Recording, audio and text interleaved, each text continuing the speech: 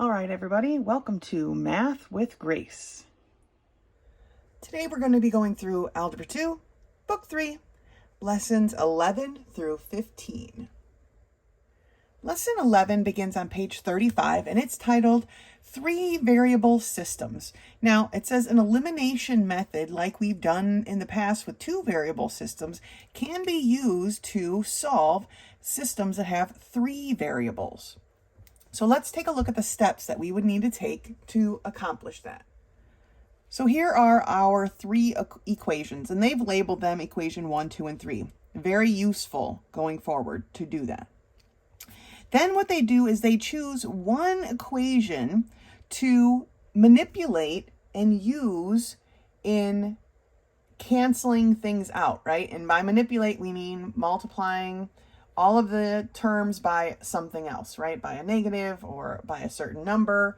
And that equation that they chose, kind of like their base, right, is this one here, equation number 2. Now that they've chosen a base, they went forward using it with the other two equations. So here's the first one. They took equation 2, their base, and multiplied it by a -1, and then added equation 1.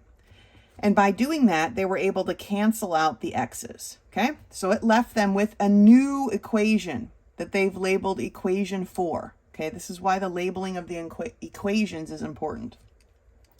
So here is the new equation that they have. Then they took their base, again, which is equation 2, and multiplied it by a -2, so they could cancel with equation 3.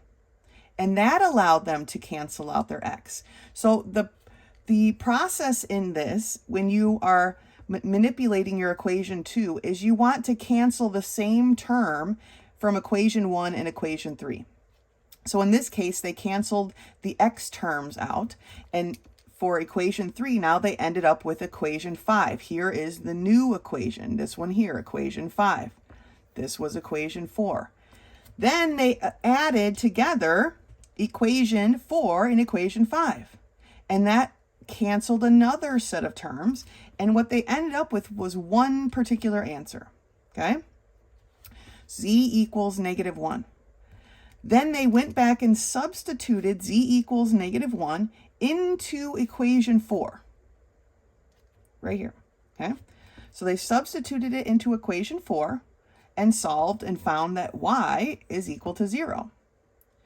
Then they went back to their original base equation and put in z equals -1, y equals 0, and they solved for x. And they found, and this is how we label them, this is the ordered pair, x, y, z, 8, 0, -1, okay? When we're talking about three variable systems, it's kind of like if you thought about space, right? We've been talking about ups and downs, lefts and right, but now we're adding that third kind of dimension, and it makes things like 3D, like space, okay? A lot of airline pilots and stuff have to use that extra dimension. Now, the note at the bottom of the page here says that occasionally the first step eliminates more than one variable, and it just cuts down our solution time. So let's turn the page and take a look at that. So example 2 at the top of page 36 reads, use this elimination method to solve these three systems of three variable equations. And so again, our first choice is to choose our base. And so we've chosen, or the book has chosen, equation 1 as their base. And upon multiplying equation 1 by a -1 and adding equation 2, they find that x is equal to 2. Okay? Now they went ahead and put that x is equal to back into equation 2. Now I'm not a big fan of going right back into something, but that's how they've done it here. And then they've added equation 4, or they've created, sorry, not added, created equation 4. So by substituting x equals 2 into equation number 2, they were able to see that 2 plus 2 is 4, subtract 4 from both sides, and get this -8. All right, they just combined their like terms, which made equation 4. okay? Then they did the same thing in equation 3. Remember, 1 is our base. We found out that x equals 2. So they put a 2 into equation 3 and then combined their like terms and ended up with equation 5. Now they're going to add together equation 5 and equation 4, but they don't match up. We can't cancel anything the way they sit. So they decided to multiply equation 4 by a negative 2. And that allowed them to eliminate and find out that z was equal to 3. So now we have 2 of our 3 answers. Then they went back to equation 4 and added, substituted 3 for the z, and then solved and found that y equals -1. Okay, so it's just one extra step in the process that we're doing here. Here in the bottom part of page 36 are the steps revisited, simplified for solving these types of equations. On the top of page 37 are the problems. Let's do these together. So we are in Algebra 2, Book 3, Lesson 11, page 37. Here are the first 3 problems. Let's dive right in.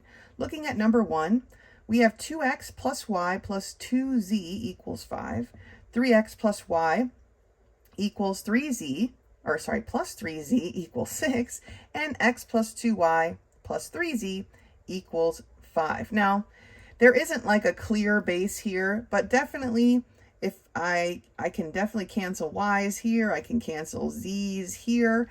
And so since this middle one, I'm going to label these equation 1, 2, and 3, right? Since equation 2 can be kind of canceled with 2 different things, right? 1 and 3, I'm going to go with equation 2 as my base.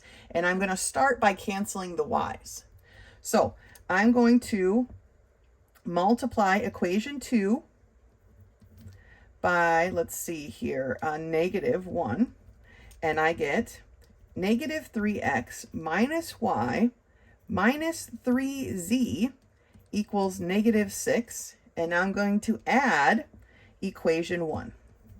Okay, so 2x plus y plus 2z equals 5. Be careful when you're translating these. When we write them so many times, sometimes we have a tendency to read the wrong line. I know I do. Sometimes I mess up. So we just need to make sure we're double checking our work and that we're writing things as they need to be written. Now, so let's add. So -6 plus 5 is a -1. -3z plus 2z is a -z. My y's cancel, right? -y plus y is 0. And then I have -3x plus 2x, which gives me a -x. Now, this is equation 4, okay? We want to make sure we're labeling all our parts. I probably should have labeled it on this side since that's where the rest of my labels are. Okay, equation 4. Now we need to do the same thing with, or a similar thing with equation 2, but we need to do it with equation 3 as well. And so in this case, I'm going to take equation 2 and I'm going to multiply it because I need to get rid of my y. Remember, we want to cancel the same term, the same variable in both parts. So I need to get rid of my y again. So I'm going to multiply equation 2 by a -2. And that's going to give me a -6x minus 2y minus 6z equals -12. Okay, so -3 times a -2 is a -6. A y times a -2 is -2y. A 3z times a -2 is -6z, and a 6 times a -2 is -12. Now I'm going to add equation 3. So that is x plus 2y plus 3z equals 5. Okay. -12 plus 5 is a -7. -6z plus 3z is a -3z. -2y plus 2y is 0. And -6x plus x gives me a -5x. Okay. And this is equation 5 now. Now I need to add equation 4 and equation 5, okay, and cancel a term. I am going to take equation 4 and multiply it by a -5 because I want to cancel these x terms. All the terms are negative, so I have to change that somehow. So when I multiply equation 4 by a -5, I get 5x plus 5z equals a positive 5. Okay, and then I'm going to add equation 5, which is -5x minus 3z equals -7. Okay, so 5 minus 7 is a -2. 5z minus 3z is a 2z. And 5x minus 5x is 0. Okay, so 2z equals -2. 2 is being multiplied by z. We're going to do the opposite and divide. And we find out that z is equal to a -1. We finally have one answer here, and I'm running out of paper. I guess should have gave myself more room, I guess. So my z is a -1. I need to go back. I'm going to go back to equation 4 way up here, right?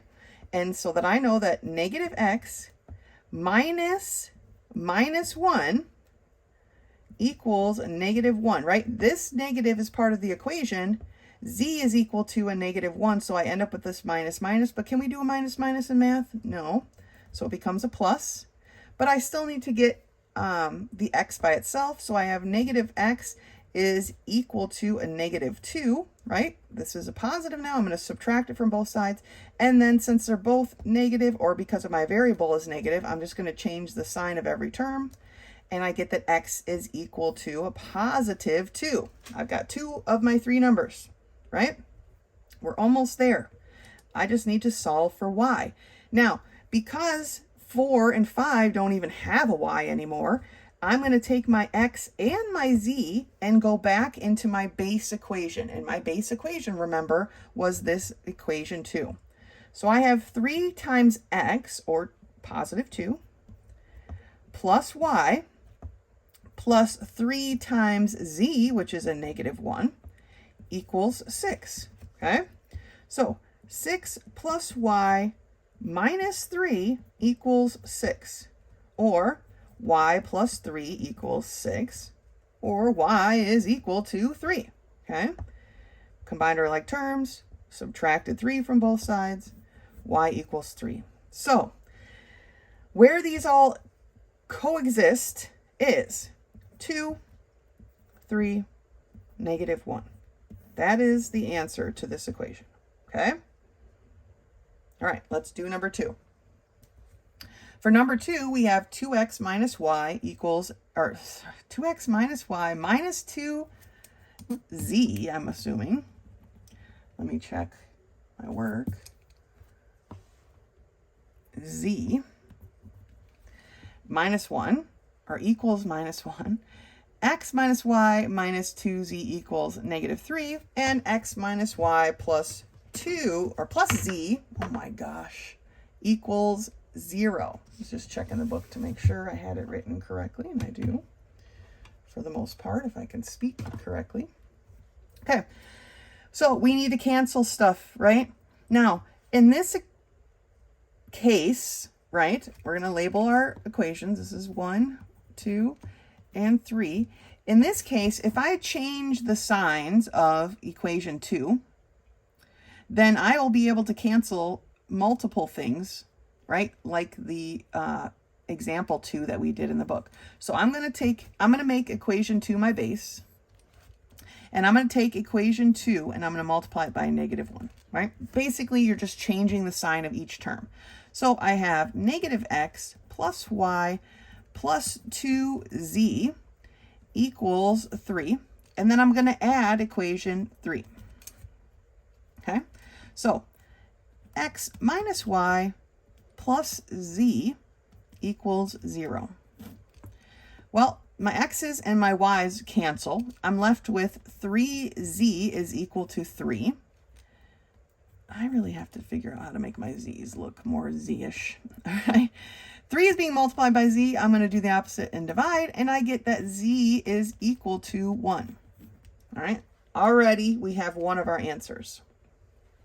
Now we need to go back, okay? We're going to go back into one of these equations. I'm going to go ahead and pick equation 3 and put in our z, and that will give us our equation 4. So here's equation 3 with x minus y plus z, which is a 1, equals 0. Moving my 1 to the other side of the equal sign, I get that x minus y is equal to -1. Now this becomes equation 4. Okay, now we have an equation 4. I'm also going to take my z and I'm going to put it into equation 1. So equation 1 is 2x minus y minus 2 times z, which is a positive 1, okay, equals -1. Now, simplifying, I'm going to have 2x minus y. This is a -2, so I'm going to add 2 to both sides, and I get equals 1. Now, this is equation 5, okay? Now I have my 4 and my 5. So let's take a look. I'm going to take equation 4 and multiply it by a -1, which gives me -x, just changing the sign of everything, plus y equals a positive 1. And then I'm going to add equation 5. 2x minus y equals 1. It's important here that you are labeling so you're following along so you don't get confused as to where you are. Okay, the labels are important in this particular case. So, 1 plus 1 is 2. Y minus y is 0. -x plus 2x gives me just one single x. And so now I know that my x is equal to 2. Okay, so I have 2 of my 3 answers. I'm going into my base now. Okay, when we have 2 of our 3 answers, we're going to go back to the base. So my base was equation 2, and it looks like x, which I know is a 2, minus y, minus 2 times z, which is a 1, equals -3. Okay, so I have -y, and this is 2 minus 2, which is 0, equals -3, or y is equal to 3. Right? So my solution is 2, 3, 1. All right? Good job. Let's take a look at number 3. For equation 3, we have 5x minus y minus 4z equals -9. 4x minus y minus 2z equals -2. And 3x minus y minus z equals 0. So what I'm looking for is to set up my base, right? So I have equation 1, equation 2, and equation 3. I need to set up which one is my base. If I'm looking here, all 3 of them have just a single y. Now they're obviously not, they're all the same sign, so that's not going to cancel straight out. And all of them basically can cancel with the z, but I'm going to choose the y and the z that are the smallest to be my base. So in this case, I'm going to choose equation 3 to be my base. Now, you can choose whichever equation you want to be your base. It shouldn't matter, okay? I just want to pick the one that's easiest, at least that I perceive as being the easiest, okay? So, first step, I want to cancel my y's. So, I'm going to take equation 3 and multiply it by a -1, basically changing the sign of each term. So, -3x plus y plus z equals 0. 0 has no plus or minus, right? And now I'm going to add equation 1. Okay? So 5x minus y minus 4z equals -9. So 0 plus -9 is -9. Z plus minus 4z, is a -3z. My y's cancel. Y minus y is 0. -3x plus 5x is 2x. This is now my equation 4. Okay? I have an equation 4 now. Now I need to make an equation 5. So I'm going to take my equation 3. And remember, I got rid of the y, so I have to get rid of the y here as well. Okay? That's the only way this is going to work. If I got rid of the y's and for equation 4, then my equation 5 needs to have no y's. Okay?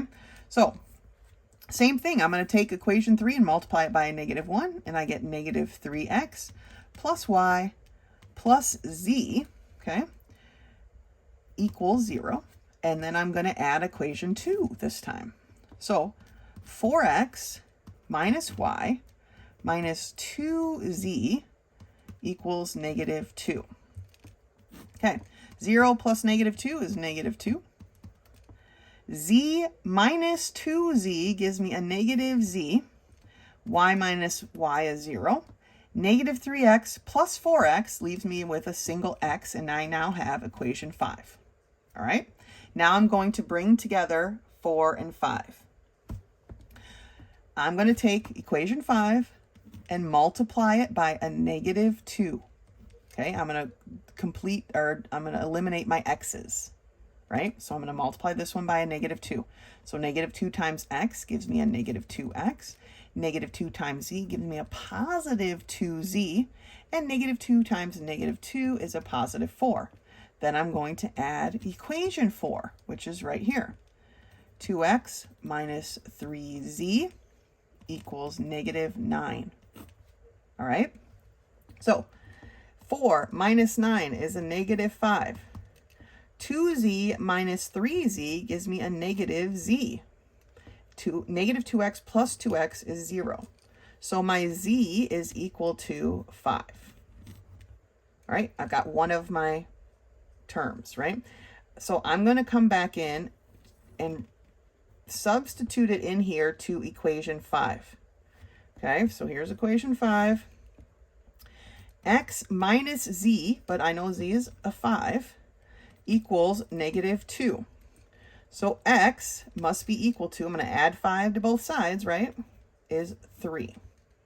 Okay, now I have 2 of my 3 parts, so I'm going back to the base. My base is equation 3. I have 3 times x, but I know x is a 3, minus y, okay, minus z, but I know z is a 5, equals 0. So 9 minus y minus 5 equals 0, or negative y is equal to 9 minus 5 is 4, subtracting 4. So y is equal to a positive 4. Okay, because it's negative y equals -4, so y is positive 4. So my answer is 3, 4, 5. Phew, it's a lot of steps. We definitely need to label our parts, okay? But it's just working through one thing at a time. Let me get a fresh piece of scratch paper and let's take a look at number 4. So for equation 4, we have x minus 3y minus 6z equals -8. X minus 2y minus 4z equals -6. And 2x minus 4y minus 7z equals -11. So equation 1, equation 2, equation 3. All right.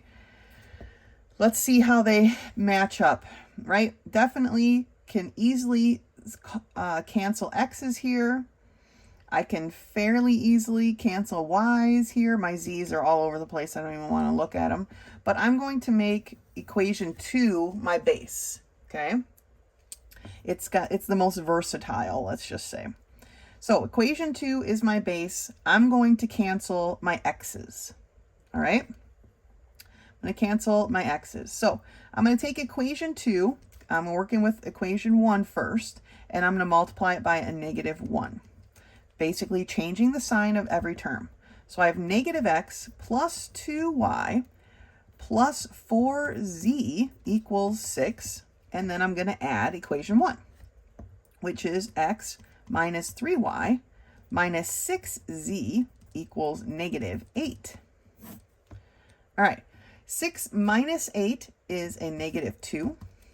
4z minus 6z is a -2z. 2y minus 3y is a negative y, and then negative x plus x is 0. They cancel. Here is my equation 4, right? Now, I'm going to do the same thing using equation 2, but I'm going to work it with equation 3. So, to get these to work together, I need to multiply it by a negative 2. Remember, I got rid of the x's here for equation 4, so my equation 5 needs to be no x's, okay? So I'm going to multiply equation 2 by a negative 2, and that's going to give me negative 2x plus 4y plus 8z equals a positive 12. Okay, multiply each term by that number. Then I'm going to add equation 3, which is 2x minus 4y. Oh, I wish I'd have noticed that sooner. Minus 7z equals negative 11. All right, so we should have started with that one. I didn't even notice that those would cancel both out. You know, sometimes I guess we miss stuff. But let's see. 12 minus 11 is a 1. 8z minus 7z is just a z, and then the rest cancels. So 4y minus 4y is 0. Negative 2x plus 2x is 0. We actually could have done that in the first step. We should have done that in the first step. But here we are. Since we did a step before that, we could actually now substitute this z into my equation 4, right? Which is, here's equation 4, negative y minus 2z, or 2 times 1, equals negative 2. So negative y is going to be equal to, this is a negative 2, I'm adding 2 to both sides, this becomes a 0, or y is equal to 0. Okay, now I have 2 of my 3 things. What do we need to do? We need to go back into our base, okay? And our base is equation 2. So into equation 2, we have x minus 2y, or 2 times 0, minus 4z, okay, but z is a 1, equals negative 6. So x, this cancels out, right? 2 times 0 is 0. Negative 2 times 0 is 0. I have a negative 4. I'm going to add 4 to both sides, or x is equal to negative 2. So what is the solve for this? Well, negative 2, comma 0, comma 1. That one was pretty easy, okay? I didn't notice this at first, but hey, it's all right because we needed this equation anyway, didn't we? All right, so we're trying to find our base equation first, right? Which one can be most easily manipulated to add to the other two? Once we do that, we want to take out the same variable in both of the other two so that our new equation 4 and equation 5, should probably get my other scratch paper, which I already threw in the trash, that our new equation 4 and equation 5 are missing the same variable. We need them both to be 2 variable equations, but they obviously need to have the same 2 variables or we're stuck, okay? Once they have the same 2 variables, we can add them together, possibly needing to manipulate one or the other. And then we can get down to solving for one variable. Bring that answer back up into either one of our 4 or 5s, and we should get a second one. And once we have 2 of our 3 answers, we go back to our base and put in those 2 answers, okay, and solve for the third. All right, and that is 3 variable equations. That is lesson 11. Go ahead and finish that out and meet me back here for lesson 12. Lesson 12 begins on page 39, and it's titled Combining Complex Numbers. Now, they have a whole lesson about this, and it's great, but really, we are just combining like terms, okay? It's no different than anything we've done in the past. They've just put some extra words to it. Now, you may be wondering, well, what the heck's a complex number? Well, a complex number are imaginary numbers and real numbers together. They make up complex numbers, okay? And a complex number is in this form, a plus bi, right? In which a and b are real numbers and I equals the square root of -1. Here are two examples, okay? And a is called the real part and the bi is called the imaginary part. Of course, the part with the imaginary number is the imaginary part, and the part without the imaginary numbers is the real part, right? Makes total sense. So here is a breakdown of the numbers, right? And we've looked at this before, and they've just added complex numbers over here. Now, complex number expressions can be added or subtracted by grouping real numbers with real numbers and imaginary numbers with imaginary numbers before adding or subtracting. We are combining like terms. That's basically what's happening here. Just maybe slightly more complicated, right? Because we know when we are dealing with imaginary numbers that we need to reduce that to its smallest bit, right? With that little chart that I gave everybody in class, we need to use this to make sure our imaginary numbers are reduced to their finest point. All right, so let's turn the page. Now, before we dive into working some of these problems through, because you know, math is action, right? And so just doing the problems is great in learning how to do them.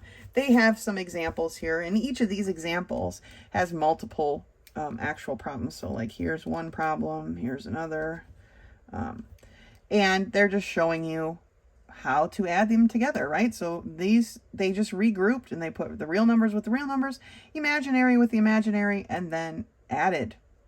Okay, same here. Multiplying now is slightly different, though it's no different than any multiplication of binomials that we've done before. We will use the FOIL method, right? First, outer, inner, last. Now, the book has a bit of an error here. I think it wrote plus 2i squared when it should be a minus 2i squared. And then they got more consistent with it here. But when we multiply, we are going to end up, if we have an I in each of these, right? We're going to end up with an I squared. And we need to reduce that I squared and then finish combining our like terms. Okay, so there's two examples of this here, but there are a whole bunch of problems. And so we're going to do a bunch of these together. So let me get a scratch paper and let's do it. Okay, we are in Algebra 2, Book 3, Lesson 12 on page 40. Here are the first four problems. Let's work through these. They're all either addition or subtraction. So for number 1, we have the quantity 10 minus 2i plus 3, the quantity 3 plus 5i. So we're adding our like terms. Constants to constants, variables basically are imaginary numbers to imaginary numbers. So 10 plus 3 is 13. Negative 2i plus 5i is a positive 3i. All right, can't be reduced any more than that. We are done with that one. For number 2, we have the quantity negative 2 minus I minus the quantity 3 minus I. Okay, so now we need to be more careful because remember, this negative gets distributed through both. So combining my like terms, negative 2 minus 3. Okay, negative 2 minus 3 gives me a negative 5. Then I have negative I minus I, or a negative I plus I, which is 0. So my answer is not even a complex number, right? It is just a real number, a constant. And that will happen sometimes. Okay. Number 3, we have the quantity 10 plus 3i minus the quantity 1 plus 2i. So again, we've got to distribute this negative through. 10 minus 1 is 9. 3i minus 2i is just a single I. So 9 plus I. And for number 4, we have the quantity 7 minus 3i minus the quantity 4 plus 2i. Distributing my negative through. 7 minus 4 gives me a positive 3. Negative 3i minus 2i gives me a negative 5i. Okay? So adding and subtracting, we're just combining our like terms. Now, you can distribute this negative through and rewrite it if it's easier for you to not lose track of what is actually being added or subtracted. There's nothing wrong with that. Do whatever you need to do to get the right answer, right? I mean, not whatever you need to do, but do what you need to do to see how the problem works. You know, we don't want to be looking up the answers, right? That's not fair. That's not going to work. Okay, so let's go ahead and finish 5 and 6 on your own, but let's take a look at some of the next ones, which is multiplying. Okie doke, let's take a look at number 7. We have the quantity 4 minus 3i times the quantity 1 plus 2i. Remember, we're using the FOIL method. So 4 times 1 is 4. 4 times 2i is a positive 8i. Negative 3i times 1 is a negative 3i. And negative 3i times 2i is a negative 6i squared. Okay, now remember from your little chart there that, let's see here, I'll write it over here. I squared is equal to a negative 1. All right, if you have your little chart, I squared is equal to negative 1. It's the one we're going to use the most, so I might as well just put a little note there. So, that being said, let's combine the like terms we have now and then fix this, right? So we have 4. 8i minus 3i is a positive 5i. And then I have negative 6 times a negative 1. This becomes a positive 6, right? And so I have 10 plus 5i. 6 plus 4 is 10. Right? Number 8. The quantity 10 plus 2i times the quantity 1 minus 3i. FOIL method again. 10 times 1 is 10. 10 times negative 3i is a negative 30i. 2i times 1 is a 2i. And 2i times negative 3i is again negative 6i squared. I squared is negative 1. We know that. So I have 10 minus 28i minus 6 times negative 1. Now, this is going to be a positive 6 plus 10. So I have 16 minus 28i. Okay. And so that's where we're at for number 8. Let's do number 9. FOIL method again is 5. Oh my gosh. 5 times 3, which is 15. I guess I could have left it there, right? 5 times negative 2i is a negative 10i. Negative I times 3 is negative 3i. And then negative I times negative 2i is a positive 2i squared. Okay? And I squared is equal to negative 1. So we have 15 minus 13i plus 2 times negative 1. This becomes a negative 2. And so I end up with 13 minus 13i. All right, we're just combining our like terms. We're doing the FOIL method and then combining our like terms. Number 10. 4 times 2 is 8. 4 times negative 2i is negative 8i. Negative I times 2 is negative 2i.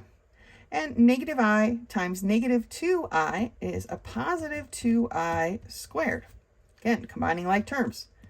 8 minus 10i plus 2 times negative 1, right? Because I squared is equal to negative 1.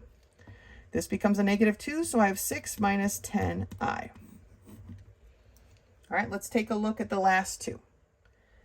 For number 11, we have the quantity 7 plus 4i times the quantity 2 minus 3i. FOIL method, okay? We're doing the FOIL method. 7 times 2 is 14. 7 times negative 3i is a negative 21i. 4i times 2 is a positive 8i. And 4i times negative 3i is a negative 12i squared. I squared is equal to negative 1. So 14, what do we have here? We have negative 13i, negative 21, plus 8 Yeah. And then I have negative 12 times negative 1. This becomes a positive 12, right? So then we have 26 minus 13i. Those aren't like terms. We can't combine them. That's as far as we can go. Last one, number 12. 7, or the quantity 7 plus 3i times the quantity 4 minus 2i. 7 times 4 is 28. 7 times negative 2i is a negative 14i. 3i times 4 is a positive 12i. And 3i times negative 2i gives me a negative 6i squared. Remember, I squared is equal to negative 1. So 28 minus 2i minus 6 times negative 1. That makes this a positive 6, right? So we end up with 34 minus 2i. All right, so none of this is very new. They've just taken, I guess they're just complex. They're just slightly more complex numbers because now we're dealing with real numbers and imaginary numbers together, okay? But we know how to add like terms. We know how to multiply binomials. We know how to simplify our imaginary numbers. So we're all set. Piece of cake, right? Great job. That's lesson 12. Go ahead and finish the rest of it and meet me back here for lesson 13. Lesson 13 begins on page 42, and it's called Operations with Functions. Now, we learned about functions a couple weeks ago, and here we find out that functions can be added, subtracted, multiplied, or divided. And the notation for these operations can take two forms. This first form here is the form that I prefer. This is the form that seems like the book prefers, okay? But when we would add f of x plus g of x, or f plus g of x, okay? F of x minus g of x, or f minus g of x, okay? They mean the same thing. F of x times g of x, or f of g of x. No. F times g of x. Yeah, maybe. And then for division, it's f of x divided by g of x, or f divided by g of x, right? I prefer this. I feel like it's super clear. Not that this isn't, but I just prefer this. So let's take a look at a couple of these examples then, shall we? Hopefully that was on screen. I don't know. Anyway, example 1. Given that f of x is 4x and g of x is x minus 3, find f plus g, f minus g, f times g, f divided by g. Okay, so f plus g of x, see, then they just rewrote it like this one. So to me, this is a silly step. But it's just f of x plus g of x. So f of x is 4x plus g of x, which is x minus 3. And then we solve. Same thing for subtraction. 4x minus x minus 3. Now, we need to distribute that negative, right? Everybody's favorite thing. And multiplication then would be the quantity 4x times the quantity x minus 3. And division, okay? Basically, there's really nothing they could do to divide, but they did have to tell what was excluded, right? We don't want our denominator to be 0. So they listed what was excluded. X cannot equal 3 because that would make our denominator 0. All right? So that's it. That's all the examples that they give us. Now we have problems at the top of page 43, so let's do these together. So for problems 1 through 4, we're given that f of x is equal to x plus 2, and g of x is equal to x minus 1. Okay, so for problem number 1, they want us to multiply f of x times g of x. So it's going to be the quantity x plus 2 times the quantity x minus 1. Again, FOIL method, right? X times x is x squared. X times negative 1 is negative x. 2 times x is a positive 2x. And 2 times negative 1 is a negative 2. We simplify. X squared plus x minus 2. Okay, that is what we are left with. Now, it's not asking us to factor or anything like that. That is just going to be our answer, okay? So for number 2, we want to add f of x plus g of x. So I have the quantity x plus 2 plus the quantity x minus 1. So x plus x is 2x. 2 plus a negative 1, right, is a positive 1. So that's our answer for number 2. For number 3, they want us to subtract f of x minus g of x. So we've got x, the quantity x plus 2 minus the quantity x minus 1. Now we need to distribute this negative through, right? So I have x minus x is nothing. They cancel. 2 minus minus 1 is the same as 2 plus 1, or 3. So that's our answer for number 3. For number 4, we're dividing f of x divided by g of x. So it ends up to be x plus 2 divided by x minus 1. Now remember, we can't cancel anything here because these are bound together by this plus sign, and these two are bound together by that negative sign. They can't be canceled out. They are a team forever and ever, amen. Okay? But we do need to list our exclusions, and their exclusion is that x cannot equal a positive 1. If x here is a positive 1, our denominator becomes 0, and our answer then would be undefined. All right? But that's our answer for number 4. Let's take a look at the next 3 problems. All right, for numbers 5 through 7, we have some new f's and g's, right? So f of x equals 2x minus 1, and g of x is equal to 3x. Now solve. So for number 5, they have f of x minus g of x. So just like we did before, we've got the quantity 2x minus 1 minus 3x. Okay, well, 2x minus 3x is a negative x. My paper is sliding all over. And negative 1, there's nothing there, so it's just minus 1. We don't have a constant over here to subtract or add our negative 1 to. So it's just a loner. For number 6, we have f of x plus g of x. So I have the quantity 2x minus 1 plus 3x. All right, so 2x plus 3x is 5x. And then again, our negative 1 is all by itself. Okay. And then number 7, we have f of x times g of x. So we have the quantity 2x minus 1 times 3x. So 2x times 3x is 6x squared. Negative 1 times 3x is a negative 3x. Okay, that's it. Piece of cake.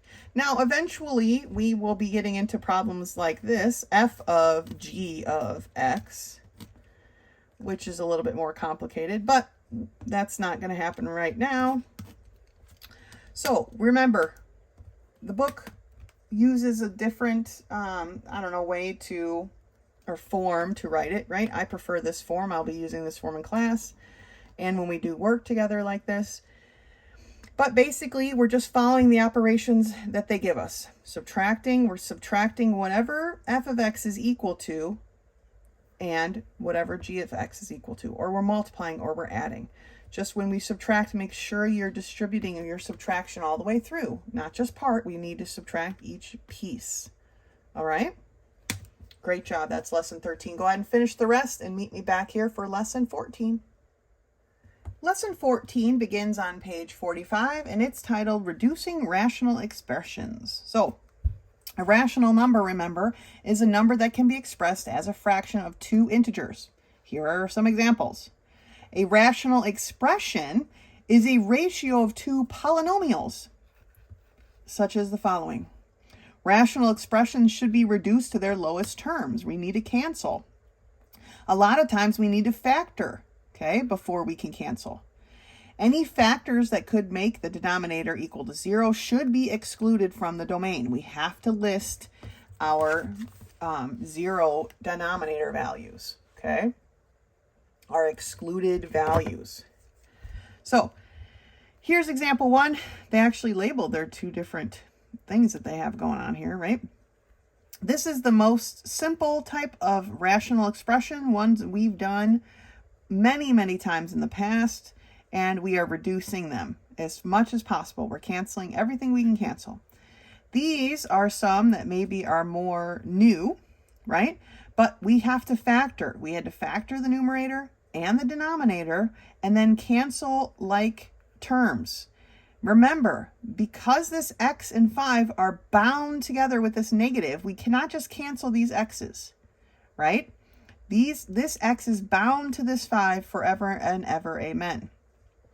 They cannot be separated and canceled one piece at a time. So please make sure you're watching how you cancel, okay? Our exclusions, because this one definitely has some exclusions, okay? This one does too. I'm not sure why they don't list it, but k cannot equal 0 for this first one. When we go to find our exclusions, we need to look at the original equation, right? So k cannot equal 0, because if there was a 0 here, then it would make this equation. It would make the equation undefined. Now, in this part B here, they've actually gone through the steps of finding the exclusions, right? But you have to go back to the original equation. And for the original equation, before we canceled anything, we had an x minus 2 and an x minus 3 in the denominator. We needed to solve both of those so that we know that x cannot be 2 and x cannot be 3. And then this is our answer, okay?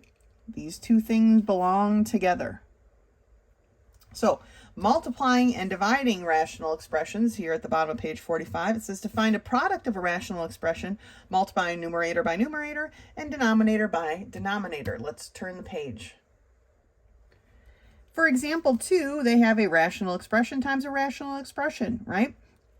They canceled first. Now remember, you can cancel from numerator to denominator, but you can also cross cancel when you're multiplying, right? So we can cancel this way and we can cancel this way, and that's what they've done here first. And then they just multiplied their numerator parts that were left behind by the rest, and they didn't multiply the denominator parts that were left behind, and they have their answer here.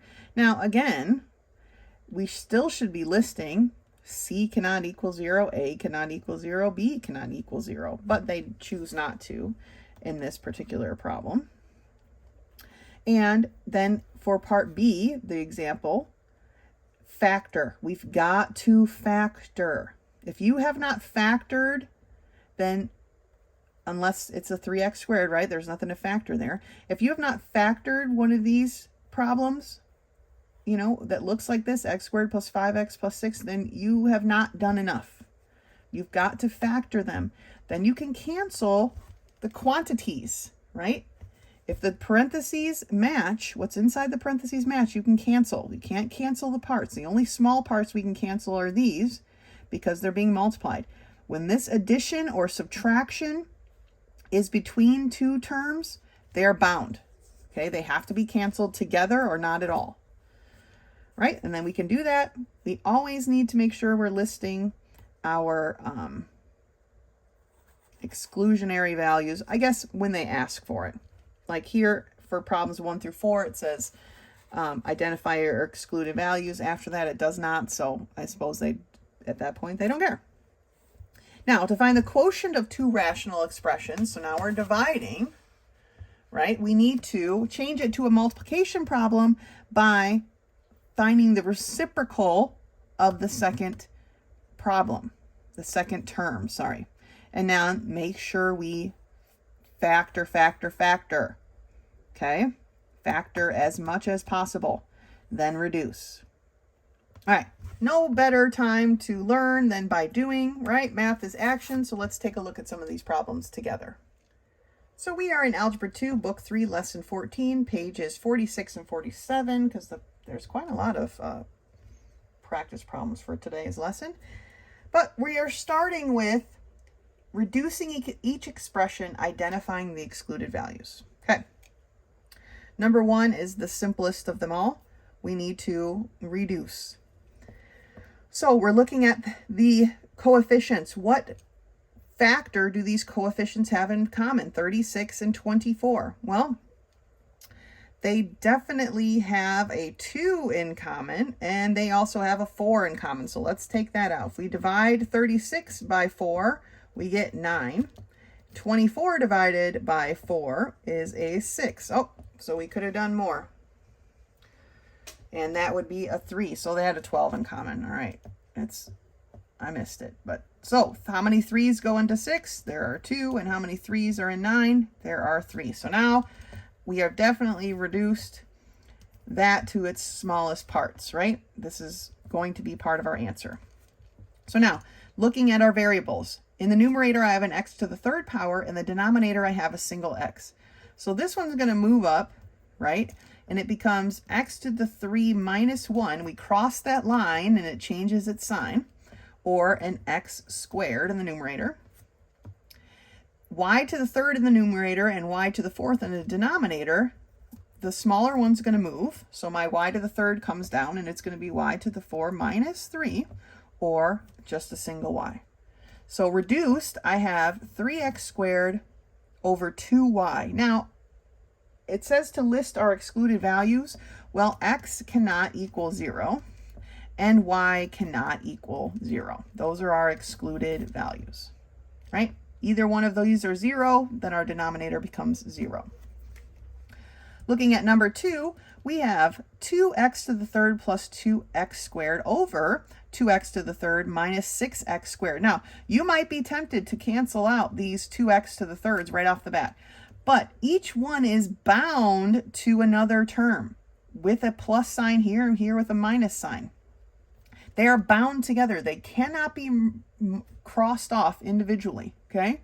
They're together forever and ever, amen. So we need to factor. Now, in the numerator, what can we factor out? What do they have in common that we can factor out? Well, they have a 2x squared in common, right? So factoring that out, what's left behind here is just an x and then plus 1, right? So now we've factored it. What about the denominator? We can factor that. They also have a 2x squared in common. And what is left behind is an x minus 3, right? So this is still our original equation. We've just factored it, okay? But now we can cancel things. Now, because this 2x squared is both in the numerator and the denominator, and it's not being added or subtracted from anything, it's just sitting there by itself. Now we can cancel them, okay? And what we're left with is x plus 1 over x minus 3. We can't cancel anything else here because they are bound together with the two terms are bound together with a plus or minus sign, okay? But we can list our excluded value, and our excluded value is that x cannot equal a positive 3. If x equals a positive 3, then our denominator becomes 0 and our problem is undefined. Okay? Problem number 3. We have x squared minus 8x plus 15 divided by x squared minus x minus 6. All right, we definitely are factoring. We need to factor. So what factors of 15 multiply or added to, or subtracted are going to give me 8? Right? This definitely needs to be both minuses if I'm going to have a negative 8 here. And that's going to be a negative 3 and a negative 5, right? Negative 3 times negative 5 is a positive 15. Negative 3 plus negative 5 is a negative 8. All right? So that's factored. Let's look down here. What factors are going to give me a negative 6 but add together to give me a negative 1? Well, to get a negative 6, I know I'm going to have one negative and one positive, right? It's the only way to get a negative here. So what factors of 6 subtract from each other to give me a 1? Well, it's going to be a 3 and a 2. My 3 needs to be the negative number because my x here in the middle is a negative. So negative 3 times 2 is a negative 6. Negative 3 plus 2 is a negative 1. So now I factored. I can cancel my factors that are grouped, okay? My quantities, you know, when I do the parentheses, my quantities can be canceled if they're the same. So x minus 3 and x minus 3 can be canceled. So my answer is going to be x minus 5 over x plus 2, right? And what are my excluded values? Well, looking at the whole of the original problem, x cannot equal a positive 3, and x cannot equal a negative 2. If it's a positive 3, this becomes 0, undefined. If it's a negative 2, this becomes 0, undefined. So that's my answer for number 3. Looking at 4, we have x squared minus 5x minus 14 divided by 2x squared plus 4x. Again, factor, factor, factor. What are my factors in the numerator? What factors of 14 are going to give me a negative 5? Well, this is a negative 14, so I know I have one negative and one positive. If I have a negative 7 plus a positive 2, that's going to give me a negative 5. Negative 7 times 2 is a negative 14. Now, the denominator doesn't have as many terms, but we can still factor. These have terms in common, okay? And that factor that they have in common is a 2x. And what's left behind? Well, it's x plus 2, right? Now, grouped together, I can cancel this x plus 2 and this x plus 2. I can't cancel anything else. So my answer is x minus 7 over 2x. But what are my excluded values? Well, looking at this part, x cannot equal 0, right? If x is 0, undefined. And x cannot equal a negative 2.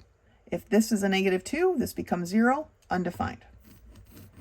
So those are my answers, or that is my answer for number 4. All right, let's look at the next set. So for problem 5, 6, and 7, we are multiplying, right? So looking at problem number 5, we have 9a squared b divided by 4c to the third times 8ac squared divided by 3b to the fourth. Now, we can cancel numerator to denominator, but we can also cross cancel numerators to denominators, okay? So 4, obviously, and 8 have a 4 in common. There's 1 4 and 4 and 2 4s and 8. This c to the 3, my c is going to drop down, the c squared, right? It's smaller, so it drops down, and I have c to the 3 minus 2, or I'm just going to have 1c left. And so I like to cross them out, and now I have a 1 and a c. That's the only thing left here. Now, 9 and 3 have a factor in common of 3. There's 1, 3, and 3, and there are 3 3s and 9. Oh, up here I have a 2 and an a left. So I have a 3 and I have a 1. This b is a single b, and so the 4 is bigger, so this b is going to come down, and I have b to the 4 minus 1, or b to the third power. Now, these can get a little bit messy. Maybe you're neater than I am. I don't know. But they get a little bit messy for me. But this a squared, there's no a's in the denominator to cancel it with, so it's just there. So now that I pretty much have everything canceled that can be canceled, we're going to work our way across. 3 times 2 is 6. A squared times a is a to the third. That's all that's left in the numerator. And then I have 1 times 1, great. Then I have b to the third power. Remember, we keep them in alphabetical order. And then I have 1c. And so there is my final answer. Okay? Now, number 6 and number 7 are much more complicated. I guess they're not more complicated, but they're definitely going to take more time because we have to factor. So all of these terms can be factored. So I'm going to reset this back up. Factor, factor, factor, factor, factor, factor, factor, factor in the numerator, and factor, factor, factor, factor denominator. So a squared minus 7a plus 12. I'm going to split up my a's. This is a plus 12, but my linear term is a negative, so I know I have a minus and a minus. So what factors of 12 subtract from each other to give me 7? Well, it's going to be a 3 and a 4, right? Negative 3 times negative 4 is positive 12. Negative 3 plus negative 4 is a negative 7. perfect. A squared plus a minus 2. All right, splitting my a's up. This 2 is a negative, so I know I have a minus and a plus. What are the factors of 2? Well, that's just a 2 and a 1. But I need my 2 to be positive because my middle term here is positive. So negative 1 times 2 is a negative 2. Negative 1 plus 2 is a positive 1. All right, this is an a, not a 9. So a squared plus 4a plus 4. All right, we're factoring. Split my a's.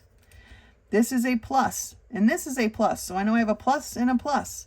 So what factors of 4 add up to be 4? Well, it's 2 and 2, right? And the final one over here in the denominator, a squared plus 2a minus 15. I'm going to split my a's. I have a negative here, but a positive here. The only way for me to get a negative in general is to have a positive and a negative, but I know that my positive term needs to be the largest. So what factors of 15 add together to give me 2, or negative 15? So it's going to be a positive 5 and a negative 3, right? 5 times negative 3 is negative 15. 5 minus 3 is 2. All right. We have factored everything. Now again, any of the numerator quantities can be canceled with any of the denominator quantities as long as they match. So a plus 2 here can cancel with a plus 2 here. A minus 3 can be canceled with a minus 3.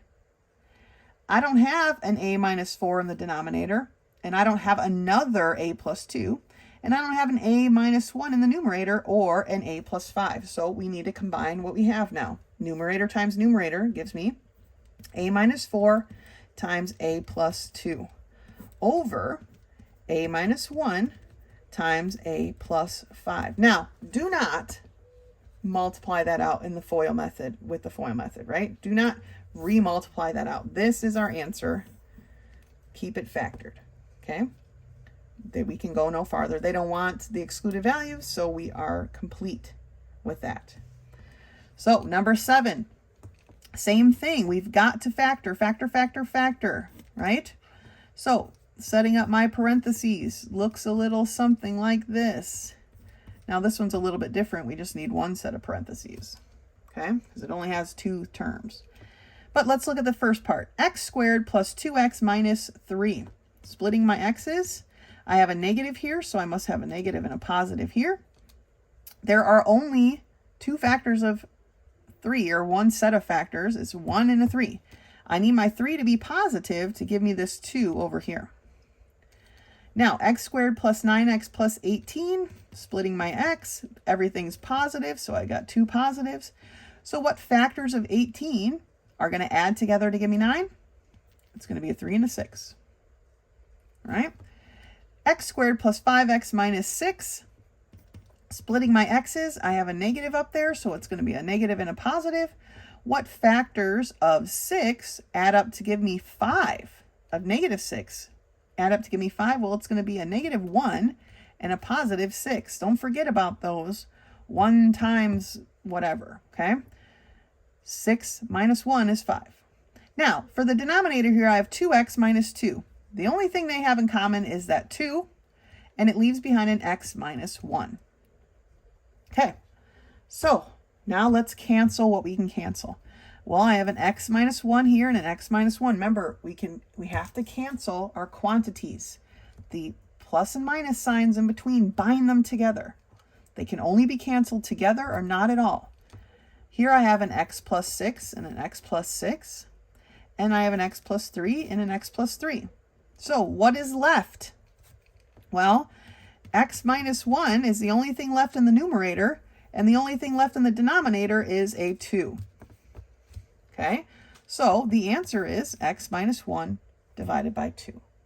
I can't do anything else with that. That is the final answer. All right, there's 3 more problems I want to do, the division ones, so let me get a clean piece of paper. All right, so for number 9, we have 3x plus 21 divided by 5x squared, or over 5x squared, divided by 6x plus 42 over 2x squared minus 6. Now, or 6x.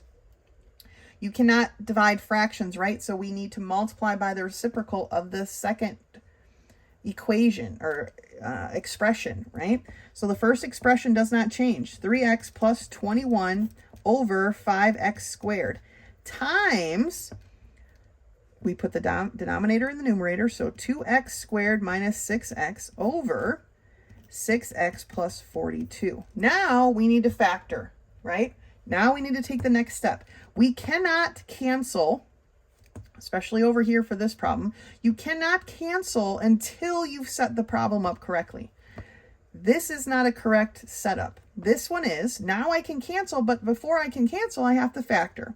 So, factoring the numerator of the first term, 3x plus 21, they have a 3 in common. It's going to leave an x plus 7 behind.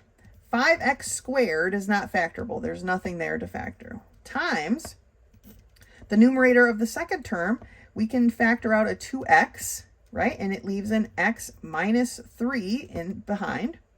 And in the denominator, we can factor out a 6, and it leaves x plus 7 behind. Now we can cancel where we can, if possible. My quantity, x plus 7, can cancel. And then I have two even numbers here, so I know they can cancel. 2 goes into 2 one time, 2 goes into 6 3 times. By canceling those, I've left myself open to another cancel, 3 and 3. Okay? So what is left in the numerator? X minus 3. And what is left in the denominator? It's just this 5x squared. And so that's my answer. So now looking at number 10. We have 6x squared z over 5y to the third divided by 4z to the fourth over x squared y squared. We cannot cancel until we set the problem up correctly. So 6x squared z over 5y to the third times x squared y squared over 4z to the fourth. Okay? Now we can cancel wherever we can find it to be canceled. Okay? I have a y squared up here and a y to the third there. I'm going to bring my y squared down, right? So I have y to the 3 minus 2, or this just becomes a single y, right? My 6 and my 4 have a factor of 2 in common. So 2 goes into 4 twice. 2 goes into 6 3 times. I don't have, oh, I got one more I can do, right? So my z, I have a z here and a z to the fourth in the denominator. So my z is going to come down. And I have z to the 4 minus 1, or z to the third power. And so now I'm going to circle everything that's left to make sure I'm not missing anything. And that there's no more to be canceled, which there is not. Oh, let's cross this out since it's been moved. So numerators across. 3. There's no other constant, so my 3 is just there. X squared times x squared is x to the fourth power. My denominator is 5 times 2, which is 10. Y, z to the third power. Now, you might get to that point and be like, oh, I forgot to cancel. Then just cancel it here and then rewrite your answer, okay? If you missed something, catch it here and then cancel it and continue, right? It's not a big deal. For number 11, I have x squared minus 9 over x squared minus 4 divided by x to the third over, or x minus 3 over x minus 2. Again, we have to write this in the correct form before we can cancel anything. So I have x squared minus 9 over x squared minus 4 times x minus 2 over x minus 3. Okay, we're taking the reciprocal. But now I need to factor. Because nothing at this point cancels. I need to factor. So the numerator here and the denominator here can be factored. This is a difference of squares. So I just split up my square and I split up this square, right? And I put 1 plus and 1 minus. Same here as a difference of squares. I split up this square and I split up that perfect square and I put a plus and a minus. Now that's being multiplied by x minus 2 over x minus 3. Now what can I cancel? Here in the numerator I have an x minus 2, so it can cancel with that x minus 2. Here I have an x minus 3 that can cancel with that, x minus 3. So what am I left with? I'm left with x plus 3 over x plus 2. And that is as far as we can factor. Okay? So remember, when we're dividing, we have to multiply by the reciprocal. You cannot cancel until you've set the problem up in a correct form. Okay? We cannot cancel till we set up the correct form. Then we need to factor if necessary. Okay? These two problems need factoring. This one didn't. We could just cancel. It gets a little messy, so watch what you're doing. And then we can cancel like quantities, right? We can cancel like quantities. That's it for lesson 14. Now, as we've been doing here, lesson 15 can be done for extra credit. So feel free to do that and turn it in. If you have any questions come up during the week, please do not hesitate to contact me. Otherwise, until next time.